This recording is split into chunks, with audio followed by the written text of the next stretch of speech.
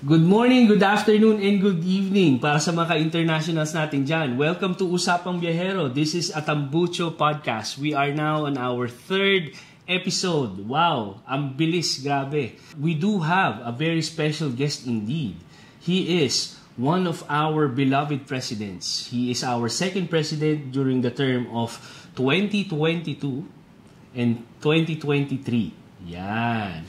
He is a very talented architect, a very good friend of mine, Express Ed. Thank you, Chris. Parikoy. Thank you very much. Thanks for inviting me, for inviting us. Napakaganda mong studio. It's an honor. Salamat po. Thank you. We try our best. Thanks. Salamat na marami. I would like to give a shout out to our logo designer, Mr. Paulo. Thank you very much, Paolo, for a very nice design of our lovely logo indeed. Usapang Biyahero, Tambucho Podcast. Yan, nastig. So, sir, balik tayo sa iyo. Yes, sir. Ang ating unang katanungan, how did you start your motorcycle journey and paano ka napadpad sa Tambucho? I think all started during, at a very, very young age. So, yung tatay ko, yung kapatid ko, and then sa side ng mother side, and then sa father side, lahat sila mahilig sa motor. So, doon nag-start ang pagiging biyahero ko. Biyahero, ah. Certified biyahero. Certified biyahero, indeed. We have our sticker, Certified Biyahero. Yan.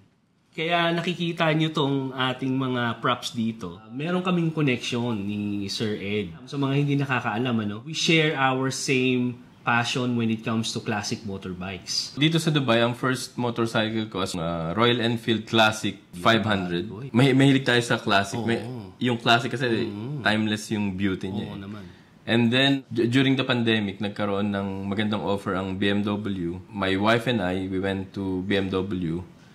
At nakilala ko si Raul. Shout out to Raul, isang member natin. BMW, yan. And then doon, si Kuya Dennis, bumili rin siya, si Pastor Ruel, and then eventually, I think si Rain. Raul ang nag-connect sa inyo sa Tambucho. Yes, so bali si Raul yung pinaka-main person namin. And then, yun, very well interconnected na yung mga names na yun sa Tambucho. Pastor Roel, napakabait na member natin yan. Hindi man siya masyadong active, nararamdaman natin siya sa mga group chat natin at alam ko pagkasama natin yan, mga rides, napakasaya niyan. Speaking of which, bakit BMW R90, Paps? Ang sa akin kasi ang BMW R90, it signifies beauty, power, and strength. Na-connect ako ngayon sa ginagawa ko sa trabaho ko. Beauty, yung mga designs na ginagawa natin. Power of the brand.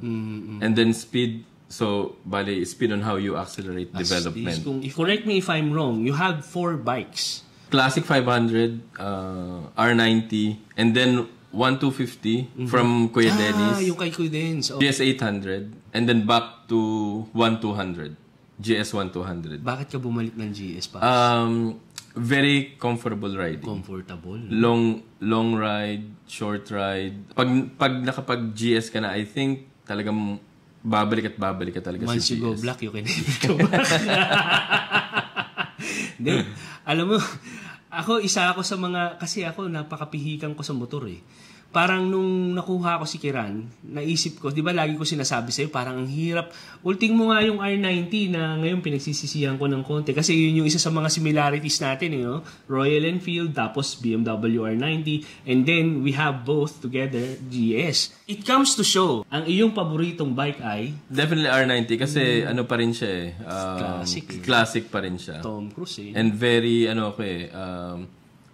gustong-gusto ko yung classic na type ng motor. So, ano yung nararamdaman mo ngayon na binitawan mo si R90? Actually, kahapon may binisita akong isang R90 pero hindi pa final. Add to cart na yan. Marami siyang ranges eh, di ba? Meron siyang roadster kung tawagin, meron siyang scrambler, meron siyang cafe racer, and then yung sa akin ay urban GS. I think yung sa'yo scrambler. Yung sa akin hindi, pure. Pure. Okay. Nagmukhang scrambler lang kasi ang forma nung first na owner eh. Alright, so moving forward tayo, Paps. Ano yung mga naging challenges and worthwhile experiences na memorable para sa'yo during your term? I think it's very similar to other organizations or group, right? We came from different background. So, syempre, yung mga ideas natin, minsan magkakaiba. And then, conflicting schedules. So, di ba, kung matatandaan mo, yung UAE, yung day off niya, nag-shift from Friday to naging Saturday and Sunday. So, na-skew lahat ng mga schedule natin when it comes to riding. And then, on a positive note naman, syempre, you're meeting new friends, new fellow riders, building friendship, building camaraderie. And at the same time, I think ang pinakamahalaga doon, yung creating memories with your members, with the team members. And then, that's gonna be part of Tambucho legacy. Astig, no? Actually, natatandaan mo ba kung ilan tayo sa mga members nung term mo nun? I think it was 35 to 40. Not bad, di ba? Oo. Not bad. Papastart pa lang talaga yung Tambucho nung time na yun. Tsaka naalala ko nun in average, which is until now, in average talaga yung mga ride, mga 7 to 10. Yes. Since nag-grow tayo, minsan ang ating average sa riding weekend is 15. Yep. Di ba? Although may mga challenges, pero syempre, ito yung ito yung mga kinakaharap ng mga nag-grow na mga grupo. Actually, madagdag ko lang doon sa sinabi mo para sa mga hindi nakakaalam, no. Sa GCC kasi, lalo na rito sa mga Islamic countries, Friday and Saturday yung kanilang off. So ngayon, since ang Dubai kasi is becoming a hub internationally, naglagay tayo ng Saturday and Sunday in coherence doon sa international. So, kailangan yung weekends parehas. At the same time, yung sa documentary naman, astig kasi ang ganda ng social media. Every moment ng mga pinag-uusapan natin, may reference tayo. Yun ang the best doon eh. And then, ang kagandahan nga nun, I mean, captured siya dun sa ating website. So, dun mo makikita yung kung paano nag-grow yung organization or yung group. Ang ganda ng segue. Please, try to visit www.tambucho.com. Hindi ka pa member, pwede ka mag-sign up doon. And makikita nyo yung ating mga members doon, yung mga profiles, and also yung mga documentaries namin. Para doon sa mga members natin, it's your responsibility to fill in your photographs and your details there. At syempre, kung maaari sana, put a face on the name. Suggestion lang naman. Yun. Moving forward. Ito, medyo doon tayo sa medyo mainit-init na tanong, no? Since napaka-busy mong tao, minsan na lang kita, minsan makita, work-life balance, sir. Ano bang mantra mo sa work-life balance? I think sa akin kasi you need to make sure na meron kang one day riding. Napakaganda kung kasama mo yung grupo. Pero if not, siguro I would suggest na dapat meron kang one day na riding, whether if it's like weekday or weekends. Kasi for me, ano nga siya, stress reliever siya. So, recommended dosage of riding, 1 ride a week. Are you using the motorbike for commuting or for leisure lang? Since ang motor natin ay GS, medyo malaki siya, medyo mabigat. May konting challenge lang naman pag traffic. Kasi 'di ba medyo mahirap siyang i-navigate compared to sa mga maliliit na bikes or motor. Pero anyway, I mean nasa sa'yo naman 'yun. So you can plan your journey. Pwedeng medyo maaga or sa evening kung alam mong traffic, medyo late ka umalis. Ika nga ni Sir Ed, depende sa pagkatao mo yan. Kung matibay ka. Yun. So, sir, what are your future plans? Since obviously, isa ka sa ating mga ex-presidents and kasama ka sa mga committees ng ating grupo. Ikaw ay isa sa mga pinagkukuhaan ng advice, support ng ating current president at sa mga upcoming presidents. Ano yung mabibigyan mo ba kami ng konting silip sa mga future plans natin and what not?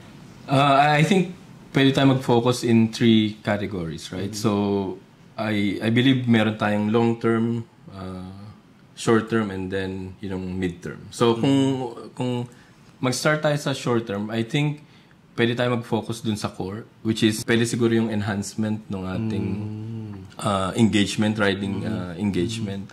And then second, focusing on safety tsaka training. Shoutout nga pala kay Jonas tsaka sa lahat nung nag-organize nung ride na yun. I think dapat mas magkaroon pa tayo ng frequent na activity na pareho nun. And then I think midterm naman, siguro yung planning or exploring riding regionally or internationally. Wow. I think that's napakagandang option yan. Also, collaboration with some other groups. Siguro napakagandang activity rin yun. And siguro yung reach out sa community or giving back to the community. Actually, right now, sinisimulan na natin yung mga pasundot-sundot na international ride. We'll be riding bike. Makakasama ka ba?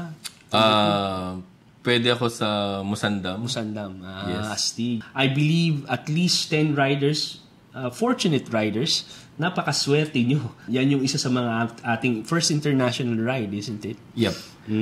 So collaboration, ito ngayon, dadagdag ako ng collaboration dun sa natin. No? So itong ating podcast is tatry natin makakausap ng ibang mga MC sa Pinas, sa mga ibang groups sa Pilipinas. And then yung mga CSR, kailangan kasi natin maging example And it's a very good idea to involve our group with the CSRs. Kasi nga lalo na yung mga unfortunate kids sa mga ating mga public schools sa Pilipinas, ano ba naman yung 25 dirhams isang sapatos, di ba?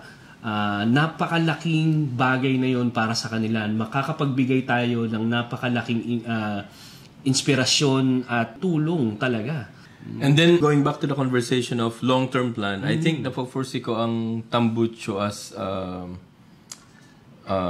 famous riding group, not only sa UAE, pero internationally. And very well-known sa ating safe riding practices. And also, as you mentioned yun nga, yung giving back to the community, yung contributions natin sa community. And definitely yung camaraderie ng grupo. Correct. Oo, andun yan. Isa sa mga pinupush natin is yung Ride Strong, Ride Safe. RSRS. Ride Indeed. Strong, Ride Safe. And napakalaking bagay para sa public, yun nga, lead by example. Yes. Kasi hindi lang naman, siyempre, puro mga uungas-ungas yung mga member, hindi lang naman ganun.